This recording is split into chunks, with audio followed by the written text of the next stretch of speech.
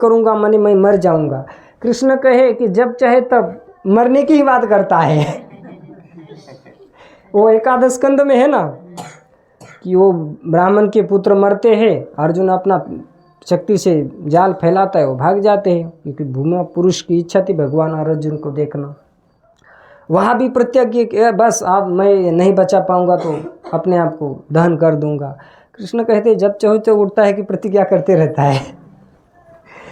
तो मेरा अंतिम प्रश्न है, वो भगवान कहाँ मिलेंगे? बुद्धिमान आदमी सार की बात पूछता है ना? तो वह कहाँ मिलेंगे? सुनीति ने कहा सुना है। क्या कहा है? सुना है माने श्रवण का बहुत बड़ा महत्व है ना? तो कि बड़े बड़े लोग उस भगवान को पाने के लिए वन में चले जाते हैं। उस समय ध्रुव सुनीति के चरणों में प्रणाम किया, बोले मुझे आशीर्वाद दे दो, उस हरि का दर्शन करके मैं वापस लौटूंगा। और कहते कि यदि मैं तेरा बेटा हूँ तो उस बिल्कुल प्राप्त करके वापस आ जाऊंगा, आशीर्वाद दे दो। आशीर्वाद दे दिया। 5 साल का बालक घर छोड़ के घर से बाहर निकल पड़ा। यहाँ पर प्रश्न हो सकता है कि एक माँ का हृदय इतना कठोर कैसे हो सकता है ना? एक बार ब्रह्मचारी भक्त थे, हम वृंदावन में थे, हम जहाँ रहते वहीं पर थे। अब हम जहाँ रहते वहाँ ब्रह्मचारी भक्त आते रहते हैं। तो अपने फूल जैसे बच्चों को वन में भेज दिया। अब वो क्लास दे रहे थे और हम बैठे थे साइड में।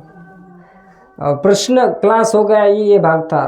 तो प्रश्न किया एक भगत जी ने कि देखो ये इतना छोटा बालक है तो ध्रुव महाराज की जो माँ है इन्होंने कैसे वन में भेज दिया है ना? तो इन्होंने उत्तर दे दिया, लेकिन वो जो उत्तर दिया था वो ब्रह्मचारी भक्त ने हमें अच्छा नहीं लगा। क्यों? क्योंकि उत्तर सटीक नहीं था। सटीक मैंने समझ रहे ना, माने जो चीज़ जिस जगह पर चाहिए वो वही होनी चाहिए, इसे कहते सटीक उत्तर। तो मैंने कहा सुनो, अब वो अच्छे भक्त है, हम उनका संबंध, मैंने कहा कि सुनीति माता को भगवान के ऊपर विश्वास था, इसलिए उन्होंने 5 साल के बच्चों को भगवान पे छोड़ दिया। ये उत्तर है। मैंने कहा। बोले कहा है? मैंने कहा खोज लो भागवत में। अब मैं सब कुछ तुम्हें निकाल के दो, तुम क्या करोगे? ब्रह्मचारी हो। तो अपने फूलों जैसे बच्चों को वन में भेज दिया। माँ का हृदय कठोर तो नहीं था। ये सुनीति को भगवान के ऊपर विश्वास था। सुनीति कहते हैं, ये श्लोक है बहुत सुंदर है कि हम तो तुमसे लाख गुना अच्छे हैं, परम धन्य है, क्योंकि हमारे माँ बाप हमने छोड़ दिया। हमारे शरीर में पर्याप्त बल भी नहीं है, फिर भी हम कोई चिंता नहीं है। भेड़ियों आदि हिंसक जंतु हमारा बाल भी बाका नहीं कर पाते। जिसने गर्भ में रक्षा की थी वही इस जीवन में हमारी रक्षा करता है। अब देखो, गर्भ में संतान है ना, तो कौन रक्षा कर रहा है? भगवान तो कर रहे हैं। परीक्षित महाराज अपने गर्भ में थे तो भगवान गए और उनकी रक्षा की, और जब बाहर आए तो यूँ परीक्षण कर रहे थे वो कहाँ है जो गर्भ में देखे थे, तो परीक्षण किया, इसलिए उनका नाम परीक्षित हो गया। और वही भगवान सब कुछ करते हैं, लेकिन हमें विश्वास नहीं होता है। होता है क्या? विश्वास नहीं होता, इसलिए हम कच्चे रहते हैं। देखो ये जो बात है ना, ये माने विश्वास पे रहना जीना, ये इतना आसान नहीं। मैं सच कहता हूँ, चाहे घर में रहो ना तो हम सपोर्ट में रहते हैं, और आश्रम में भी कोई क्यों ना रहो, मंदिर में, वो भी सपोर्ट में ही जीता है।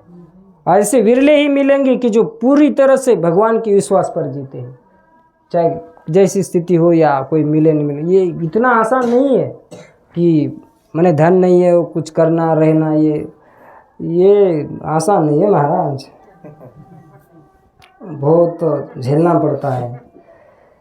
तो अब आगे चलिए, कहते हैं कि वह भगवान कैसे है? जैसे ब्याही हुई गाय होती है ना, उसका छोटा बछड़ा होता है, वो स्तनपान करने लगता है जैसे तैसे, उसकी निगरानी बहुत रहती है उस बछड़े के ऊपर। जैसे कोई अगल बगल में घूमने लगता है ना, अपने पैर से उसे मार देती है और अपने बछड़े की रक्षा कर देती है। बोले ठीक उसी प्रकार भक्त अपने भक्तों की रक्षा करते हैं। अस सज्जन मम उर्बस कैसे, मानस में कहते भगवान अपने भक्तों की कैसा रक्षा करते हैं, बोले लोभी हृदय बस वो धन जैसे। लोभी होता है ना, उसके हृदय में केवल धन ही धन बैठा रहता है।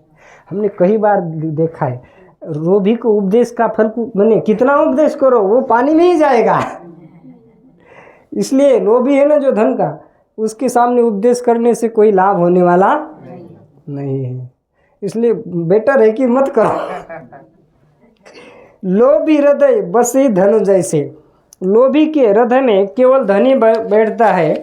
तो कहते जैसे लोभी अपना इतना धन अंदर तिजोरी में रख देता है कि किसी की बुरी नज़र ना लगे, किसी की बुरी दृष्टि ना चली जाए, वैसे ही भगवान अपने भक्तों को इतना छुपा कर रहते। बोले जैसे लोभी व्यक्ति धन को छुपा कर रहता है, वैसे भगवान अपने भक्तों को छुपा कर रख देते हैं।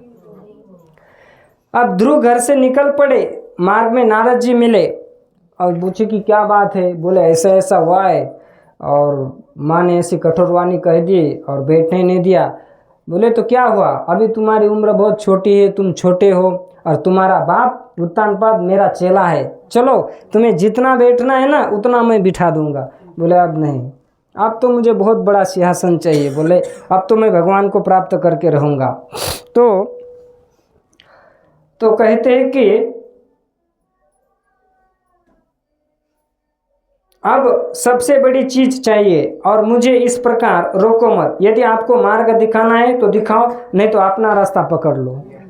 नारद जी को कह दिया मैं भगवान को प्राप्त करके रहूंगा। नारद जी कहे कि चेला तो बिल्कुल पक्का मिला है ना।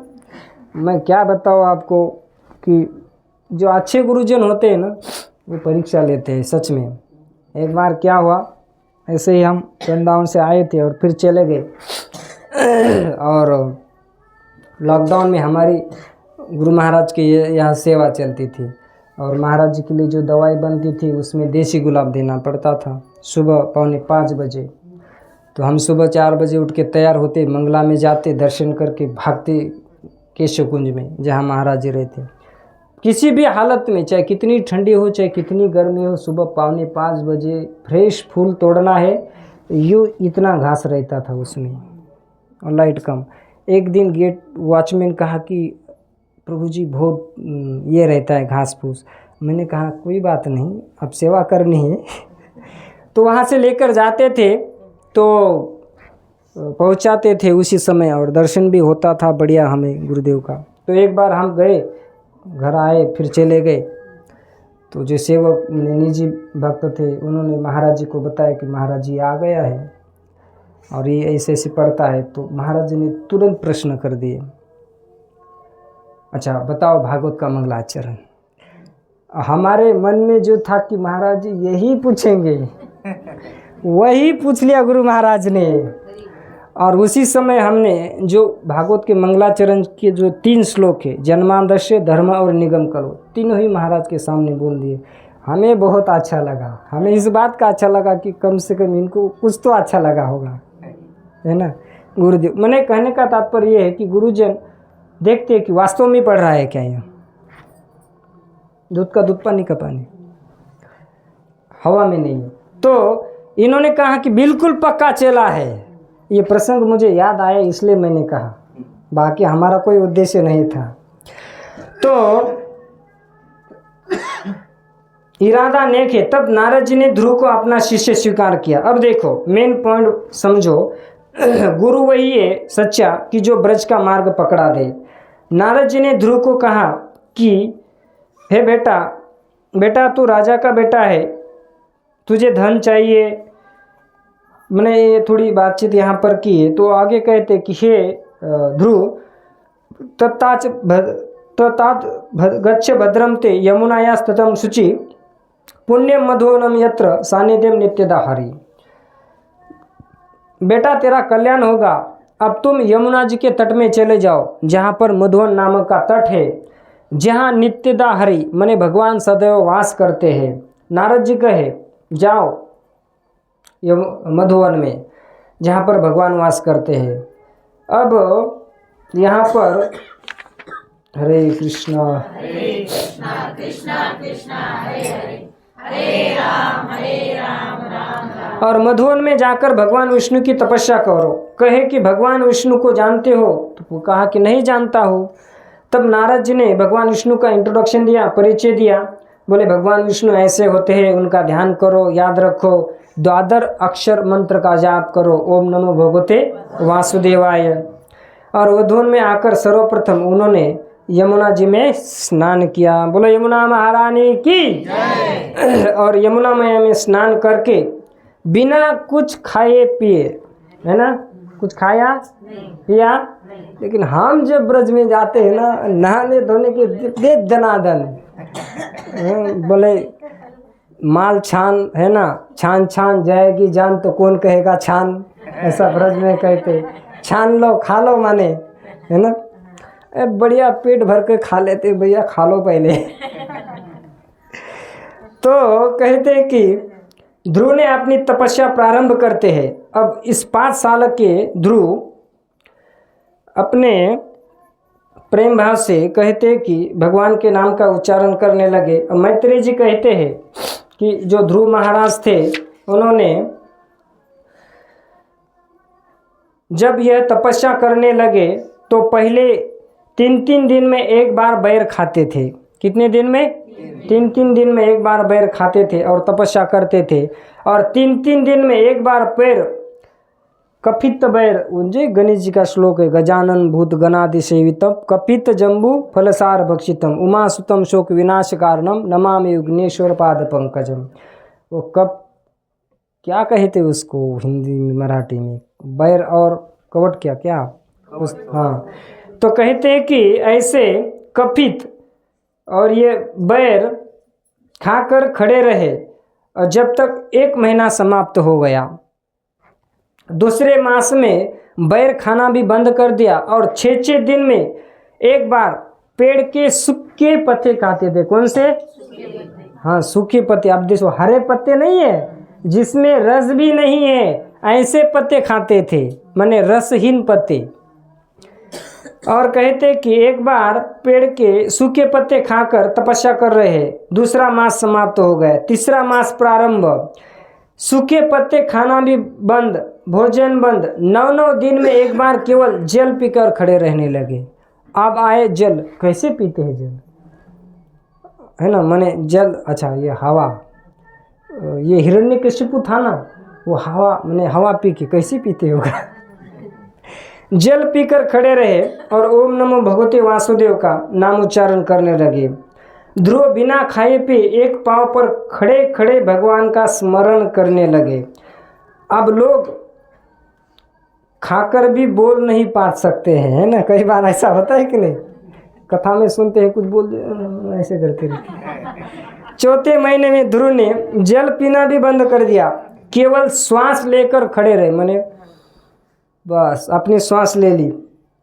5वें मास में ध्रुव महाराज ने सांस लेना भी बंद कर दिया और 6ठे महीने में ध्रुव महाराज ध्यान करते हुए भगवान के साथ एक के भाव में बैठ गए। बस एक के भाव कर लिया भगवान के पास, और कुछ नहीं है। भगवान के साथ जैसे एक के भाव, भोजन पान मुझे सब कुछ बंद कर दिया, केवल भगवान का नाम ले रहे।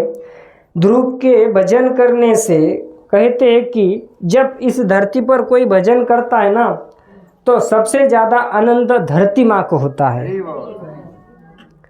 गोस्वामी तुलसीदास जी कहते हैं कि जब इस धराधाम पर भक्त सज्जन जब चलते तो वो हर्षित होती है, और जब कोई पापी चलता है ना तो वो कांपने लगती है। पाप भूमि ते भारी। ध्रुव जैसा बालक भजन कर रहा था और उनका चरण धरती को स्पर्श हो रहा था तो धरती माता कांप रही थी। मैत्रेय मुनि कहते हैं, विशाल काय हाथी जैसे किसी नौका में अपना पैर रखते ही नौका डगमगाने लगती है, उसी तरह से भजन करने वाले ध्रुव का खाना पीना बंद हो गया और धरती डोलने लगी, सांस लेना बंद हो गया। तो इस संसार में वायु फैलना भी बंद हो गया, माने हवा बंद हो गई, सबका पेट टाइट हो गया। जैसे श्रीमद् भागवतम के 9वें स्कंद में शर्याती महाराज की कन्या सुकन्या, उन्होंने च्यवन ऋषि की आँख फोड़ दी, तो उस जो वन जो था ना उसमें सबकी हवा टाइट हो गई थी। बोले ऐसे ध्रुव महाराज के भक्ति के कारण सबकी हवा टाइट हो गई और बंद कर दिए। तो देवता सब भगवान के पास गए, हाहाकार मच गया। सारे देवता त्राहिमाम कहने लगे।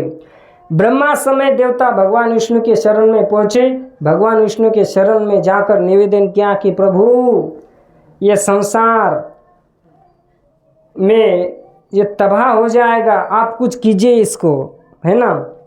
भगवान कहते हैं कि मेरे 5 साल के बालक भक्त का ये भक्ति का प्रभाव है। ये भक्ति में बहुत ताकत होती है। भक्ति में कई बार लोग किसी की भक्ति सह नहीं पाते, इसलिए मन में आए वैसा बोलते रहते हैं। इसलिए हाथी चले बाजार, कुत्ते भूखे हजार। तो कहते कि आप कुछ कीजिए। भगवान कहते कि भक्ति का प्रभाव है। एक 5 साल के बालक पूरे ब्रह्मांड को हिला कर रख दिया है। तो इसलिए श्री चैतन्य महाप्रभु कहते हैं ब्रह्मांड तारिते शक्ति धरे जने जाने, ब्रह्मांड तारिते शक्ति धरे जने जाने। चैतन्य चरितामृत में कविराज गोस्वामी बहुत सुंदर गाते हैं। अब वो प्रसंग अलग है। तो कहते कि कृष्ण के भक्त में पूरे ब्रह्मांड को तारने की शक्ति है। और वैसे ही भक्त जो हमें प्राप्त हुए श्री कृष्ण कृपा मूर्ति, ऐसी भक्ति वेदांत स्वामी शील प्रभुपाद की। तो कहते कि ये ओम नमो भगवते वासुदेव नाम का गायन कर रहे। ब्रह्मा समेत सारे देवता भगवान के चरणों में निवेदन करने लगे, प्रभु जो भी है ये आपका भक्त है, आप जल्दी जाकर उसको दर्शन दीजिए। जैसे वो हिरण्यकशिपु था ना, शाम का समय हो रहा था, शाम के समय में असुरों की शक्ति बढ़ती, देवता घबराए, प्रभु उसको जल्दी मार दो। देवता जब चाहे तब घबराते हैं, और जब भगवान मारते हैं ना तब गुणगान करने लगते हैं, लो स्तुति करने लगते हैं। तो कहते हैं कि आपका भक्त है और इस संसार के लोगों को श्वास सब कुछ रुक चुके। उसी समय भगवान विष्णु गरुड़ के ऊपर सवार होकर कहते हैं कि इतिहास की अद्भुत घटना है, भागवत का यह अद्भुत प्रसंग है कि भक्तों इस दुनिया में भक्त भगवान को देखना चाहता है ना। हम भगवान को देखने के लिए जाते हैं, लेकिन ठीक यहाँ पर विपरीत परिस्थिति है कि भगवान भक्त को देखने जा रहे हैं, है ना। तो मैत्रेय जी कहते एवं मुस्सन्ते उरुक्रमे मधुर वने भृत्य दृक्षयागत, भगवान निकल गए। तो मैत्रेय जी कहते विदुर जी भगवान के इस प्रकार आश्वासन देने से देवता लोग चले गए। अब जब भगवान आश्वासन देते हैं ना तभी देवता जाते, नहीं तो नहीं जाते हैं। जैसे कंस का प्रभाव मैंने बहुत बढ़ चुका था, तो भगवान को प्रार्थना की, भगवान ने आकाशवाणी से आश्वासन दिया, तब देवता चले गए। तो फिर वो निकल गए और प्रणाम करके स्वर्ग को चले गए। अब इसके बाद भगवान ने विराट स्वरूप धारण किया और गरुड़ पर चढ़कर भगवान अपने भक्त को देखने के लिए मधुवन में आए। अपने भक्तों को देखने के लिए भगवान जब गरुड़ से सवार होकर निकले तो कहते हैं कि भगवान विष्णु ध्रुव के सामने खड़े हैं, भगवान मधुवन में आकर विराजमान हो चुके हैं। तो ध्रुव भगवान को नहीं देख रहे हैं। आप सिद्धांत देखिए यहाँ पर कि आप भगवान के सामने, लेकिन ध्रुव की आंखें बंद है, एकदम भगवान की छवि उनके हृदय में विराजमान है और भगवान से भी ज़्यादा उनको भगवान की भक्ति में आनंद आ रहा है। तो भगवान की आंखें बंद, भगवान के ध्यान में मग्न है वह। अब भगवान परेशान है कि मैं इसको देखने के लिए आया हूँ और ये आंखें नहीं खोल रहा है, अब क्या करें। तो भगवान ने देखा कि हाँ मेरे इस छवि का ये ध्यान कर रहा है। तब तक भगवान ने उस छवि का रूप तिरोहित कर दिया। तो फिर ध्रुव मचल गए और मचलते ही ध्यान से चले गए, ध्रुव मचल गए, ध्रुव की आंखें खुल गई और सामने भगवान विष्णु को देखा और देखते ही प्रणाम किया। श्री कृष्णचंद्र भगवान की जय। तो कहते हैं आज 5 साल के बालक ने भक्ति के बल पर भगवान विष्णु को प्राप्त कर लिया। भगवान विष्णु ने कहा कि ध्रुव जो चाहिए वो मांग लो। ध्रुव महाराज ने कहा, वो कहते कि भगवान